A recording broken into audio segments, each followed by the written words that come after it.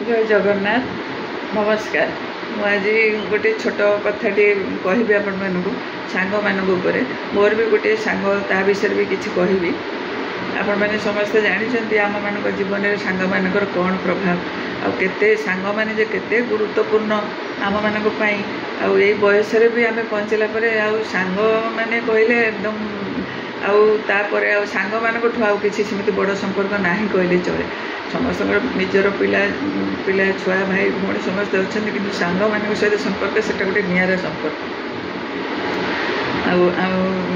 मोर मु भी माने प्रथम भारी लोकप्रिय आ सांग प्रिय कारण जॉइंट फैमिली रू बढ़ी से तो गाँव में आज्ञा गाँव में पाठ पढ़ी गाँव में स्कूल कॉलेज को जावाई जदियो परमिशन मिलता से फेरला संध्या बेले को घर को जावा मिसवा से सब परमिशन नाला से चिट्ठी पत्र जहाँ द्वारा सांग मान सागर कनेक्शन थाए।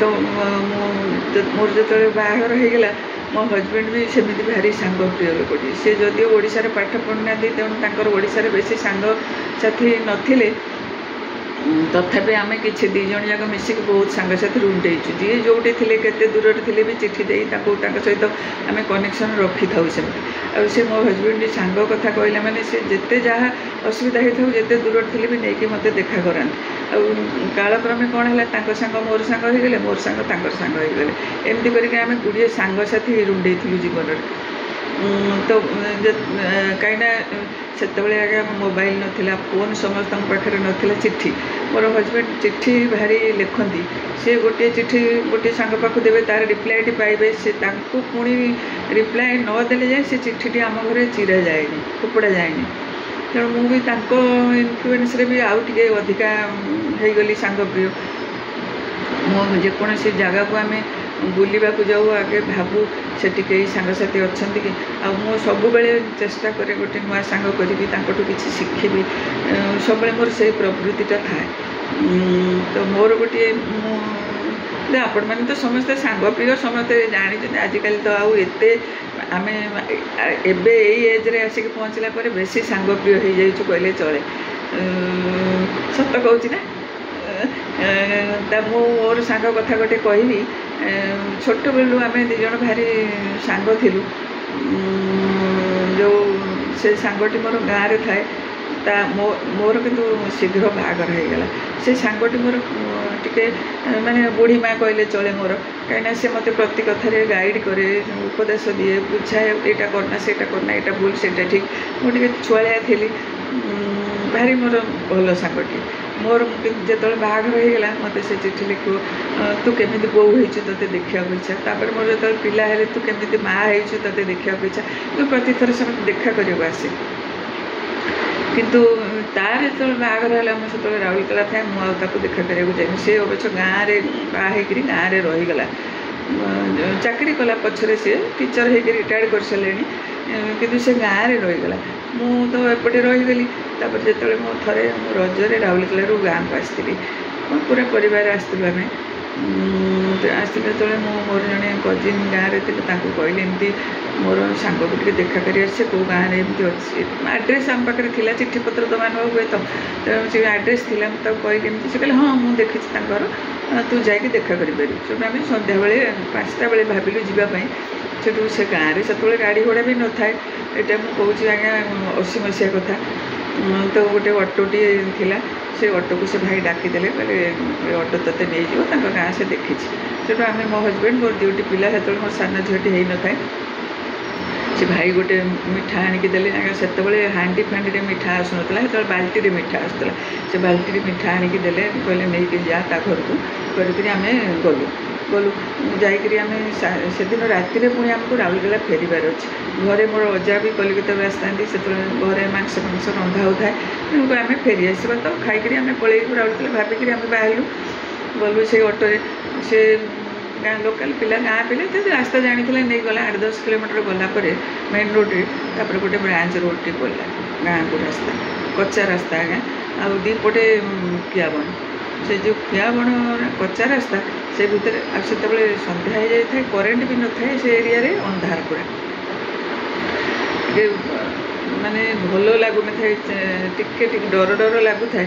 କିନ୍ତୁ ଗଲୁ ଯେ ଗଲାବେଳକୁ ଦେଖିଲା ବେଳକୁ ଗୋଟେ ରାସ୍ତା ଗୋଟେ ଜାଗାରେ କ'ଣ ହେଇଛି, ସେ କଚ୍ଚା ରାସ୍ତା ଜାଗାରେ ଖାଲ, ମାନେ ସେ ପାଣି ଖାଲରେ ସେପଟକୁ ଅଟୋ ଯାଇପାରିବ। ଆଉ କେମିତି ଯିବୁ? ଭାବିଲୁ ନିରାଶ ଲାଗିଲା, ପଳେଇଯିବା ଆଉ କ'ଣ କରିବା, ଯାଇପାରିବାନି। ପୁଣି ରାତିରେ ଆମକୁ ରାଉରକେଲା ଫେରିବାର ଅଛି। ତାପରେ ସେଠୁ ମୋର ହଜବେଣ୍ଡ କ'ଣ କଲେ ନା, ଭାବିଲେ କ'ଣ କରିବା। ସେ ଅଟୋ ପିଲାକୁ ନେଇକି ରାଇଟ୍ ସାଇଡ଼୍ରେ ଗୋଟେ ସ୍କୁଲଟେ ପଡ଼ିଲା। ତେଣୁ ଦେଖିବା ସେ ସ୍କୁଲ ଭିତରେ କିଛି ଯଦି ପଟା ମିଳିଲା ଆମେ ପଟାଟେ ପକେଇକି ପଳେଇବା। ସ୍କୁଲରେ କିଛି ପଟା ମିଳିଲାନି, ତାଙ୍କର ବ୍ଲାକ୍ବୋର୍ଡ଼କୁ ଖୋଲିକି ନେଇ ଆସିଲେ 2 ଜଣ ନେଇ ଆସିଲେ। ରାତିରେ କିଏ ଦେଖୁଛି ଜାଣିବିନି, ଗାଁ ରାସ୍ତା କେହି ନାହାନ୍ତି ବି ଲୋକ କହିଲେ ଚଳେ। ସେଠୁ ଆଣିକିରି ସେ ପଟା ବ୍ଲାକ୍ବୋର୍ଡ଼କୁ ପକେଇକିରି ଅଟୋକୁ ସେପଟକୁ ନେଇକି ପୁଣି ଗଲାବେଳକୁ ଆଜ୍ଞା 3ଟା ଖାଲ ପଡ଼ିଲା ସେମିତିଆ। ଆଉ ସେ ଖାଲ ଦେଇକିରି ପଟା ପକାଉଥାଉ, ପୁଣି ପଟା ଦେଇକି ଯାଉଥାଉ, ପୁଣି ପଟାକୁ ଅଟୋରେ ରଖି ପୁଣି ଗଲୁ। ଏମିତି କରିକି ନେଇ ଗଲୁ। ଯାଇକି ତା ଘରେ ପହଞ୍ଚିଲା ବେଳକୁ ଅନ୍ଧାର, ପୁରା କିଟକିଟ ଅନ୍ଧାର ଚାରିଆଡ଼େ। ସେଠୁ ଯାଇକି ତା ଦୁଆରେ ଯେତେବେଳେ ଖଟଖଟ କରିଛୁ, ସେ ବାହାରିଲା, ନିଜେ ବାହାରିଲା। କିନ୍ତୁ ବାହାରିକି ଆସିକି ଦେଖିଲା ମୋତେ। ସେ ବିଶ୍ୱାସ କରନ୍ତୁ ଆପଣ, ସିଏ ଜମା ନିଜକୁ ବିଶ୍ୱାସ କରିପାରିଲାନି ମୁଁ ତା ଘରକୁ ଯାଇଛି ବୋଲି। ଆସି କୁଣ୍ଡେଇକିରି ଏତେ କାନ୍ଦିଲା, ଆଉ ଖୁସି ଆଉ ଦୁଃଖ 2ଟା ଯାକ, ମାନେ ଏତେ କୁଣ୍ଡେଇକି କାନ୍ଦିଲା। ଆଉ ମୁଁ ବି ଏତେ ତାକୁ, ମାନେ ଏତେ ଖୁସି ହେଇଗଲୁ ଆମେ ପରସ୍ପର। ସେ ଖୁସିଟା ଆଜି ଯାଏ ବି ମୁଁ ଭୁଲିନି। ମାନେ କହୁଛି 80 ମସିହାର କଥା କହୁଛି। ସେ ଖୁସିଟା ମୋର, ସେଇ ମୁହୂର୍ତ୍ତଟା ମନେ ପଡ଼ିଲେ ମୁଁ ଖୁସି ହେଇଯାଏ। ତେଣୁ ଏତେ ତୁ ଆସିଛୁ କହିକିରି ମାନେ ଏତେ ଖୁସି ହେଇଗଲା। ମୋ ପିଲାମାନଙ୍କୁ କାଖେଇକି 2 ଜଣ ଯାକ ନେଇକି ଭିତରକୁ ଗଲା। ଆଉ ମୋ ପିଲାମାନେ ତାର ଘର, ତାର ବାଡ଼ି ଦେଖିକି ଏତେ ଖୁସି ହେଇଗଲେ। ବାଡ଼ି ପଟେ ଦେଖିଲା ବେଳକୁ ଗୋଟେ ନଦୀଟିଏ, ଛୋଟିଆ ନଦୀଟିଏ, ତା ଭିତରକୁ ଡଙ୍ଗାଟେ ବନ୍ଧା ହେଇଛି। ମୋର ପିଲାଙ୍କୁ ତ ଗଲା, ଖୁସି ମିଳିଗଲା। ସେ ତାଙ୍କର ସେଇଠି ଲଣ୍ଠନଟି ଜଳେଇ ସେ ଡଙ୍ଗାରେ ବସିକି ପାଣିରେ ଖେଳିଲେ। ତାପରେ ସେ ସେତେବେଳେ ତାର ପିଲାପିଲି କିଛି ହେଇନଥିଲେ। ତାପରେ ସେ ଜଳଖିଆ ପିଲାଙ୍କୁ କରିକି ଦେଲା। ଭାରି ଘରଣୀ ଝିଅଟିଏ ସିଏ, କରିକି କ'ଣ ଦେଲା, ସେମାନେ ସବୁ ଖାଇଲେ। ଆମେ ଯାହା ଖୁସି ଘଣ୍ଟେ ଖଣ୍ଡ 1.5 ଘଣ୍ଟା ଖଣ୍ଡ ତା ଘରେ ସ୍ପେଣ୍ଡ କଲୁ। ମାନେ କ'ଣ କହିବି ସେ କଥାଟା, ମାନେ ଏତେ ଖୁସିର ମୁହୂର୍ତ୍ତ ସେ ଥିଲା। ଆସିଲା ବେଳେ ବି ସେଇ କାନ୍ଦ, ସେଇ ହସ ଆଉ ସେଇ କାନ୍ଦ। ବିଦାୟ ଦେଲା। ଆଉ ସେ ମାନେ ବିଶ୍ୱାସ କରିନଥିଲା, କିନ୍ତୁ ମୁଁ ତା ଘରକୁ ଯାଇକରି ତାକୁ ଦେଖିକରି ଅବଶ୍ୟ ତା ଘର, ମାନେ ବାପା ମା, ତାର ଭାଇ ଭଉଣୀ ସମସ୍ତଙ୍କ ସହିତ ମୋର ସମ୍ପର୍କ ଆଜି ଯାଏ ବି ଅଛି। କିନ୍ତୁ ସେଇ ଦିନର ସେ ମୁହୂର୍ତ୍ତ ମୁଁ ଆଜ୍ଞା କେବେ ଭୁଲି ପାରିବିନି। ପୁଣି ଯେତେବେଳେ ଫେରିଲୁ, ସେଇ ବ୍ଲାକ୍ବୋର୍ଡ଼ ଟିକେ ଆମେ ରଖି 3ଟା ଖାଲ ଡେଇଁ ଆସି ମୋ ହଜବେଣ୍ଡ ଆଉ ସେ ଅଟୋ ପିଲାଟି ହାତରେ ନେଇକିରି ଟେକିକି ସେ ବ୍ଲାକ୍ବୋର୍ଡ଼ ସେ ସ୍କୁଲରେ ଯେଉଁ ଜାଗାରେ ଥିଲା ସେଇ ଜାଗାରେ ତାକୁ ରଖିଦେଇ ଆମେ ଘରକୁ ଆସିଲୁ। ଘରେ ଯେତେବେଳେ ଷ୍ଟୋରିଟି ବୋଉ ପାଖରେ ଆଉ ସେ ଭାଇଙ୍କ ପାଖରେ କହିଲି, ସେମାନେ ବି ହସିକିରି ବହୁତ ମାନେ ଖୁସି ହେଇଗଲେ। କିନ୍ତୁ ଆମେ ତ ଏତେ ଖୁସି ହେଇଥିଲୁ, କିନ୍ତୁ ପ୍ରକୃତରେ ସିଏ ମୋର ସାଙ୍ଗଟି ସବୁଠୁ ବେଶୀ ଖୁସି ହେଇଥିଲା ଯେ ମୁଁ ତାକୁ ଏତେ ଅସୁବିଧାରେ ଯାଇକି ଦେଖା କରିଥିଲି। ତାପରେ ମଝିରେ କ'ଣ ହେଲା ଆଜ୍ଞା, ମୁଁ ରାସ୍ତାରେ ଭାବୁଥିଲି, ମୁଁ ମୋ ହଜବେଣ୍ଡଙ୍କ ମୁହଁକୁ ଦେଖୁଥିଲି, କାଳେ ବିରକ୍ତି ହେବେ, ଗୋଟେ ସାଙ୍ଗକୁ ଦେଖା କରିବି ଆସିଲେ ଯେ ଏତେ ହଇରାଣ କରି। କିନ୍ତୁ ଦେଖିଲା ବେଳକୁ ସେ କହୁଛନ୍ତି, ଆରେ ଭଲ ଏନ୍ଜୟ କରୁଛନ୍ତି, ଚାଲ ନା, ଗୋଟେ ଭଲ ଏକ୍ସପିରିଏନ୍ସ ହେଲା କରିକିରି ନେଇକି ଆମକୁ ଯାଇକି ବୁଲେଇକି ଆଣିଲେ। ସେଇଟା ମୁଁ ତାଙ୍କୁ ବି ବହୁତ ସବୁବେଳେ ଧନ୍ୟବାଦ ଦିଏ ଯେ ଯେତେ ଅସୁବିଧାରେ ପଡ଼ିଲେ ବି ସାଙ୍ଗମାନଙ୍କ ସାଙ୍ଗରେ ମିଶାନ୍ତି ଯାଇକିରି। ସେ କଥାଟି ଆପଣମାନଙ୍କ ସେୟାର କରିବି ବୋଲି ମୋତେ ଇଚ୍ଛା ହେଲା ଆଜି। ଗୋଟିଏ କଥା ଏଇଠି କହିବି, ଜୀବନରେ ଯେତେ ଘଡ଼ିସନ୍ଧି ମୁହୂର୍ତ୍ତ ଆସୁ ପଛରେ ସାଙ୍ଗମାନଙ୍କୁ ଆଜ୍ଞା କେବେ ଭୁଲିବେନି। ସବୁବେଳେ ଯୋଡ଼ି ହେଇକି ତାଙ୍କ ସାଙ୍ଗରେ ରହନ୍ତୁ, ତାହେଲେ ଆମେ ଖୁସିରେ ଜୀବନ କଟେଇ ପାରିବା। ଜୟ ଜଗନ୍ନାଥ।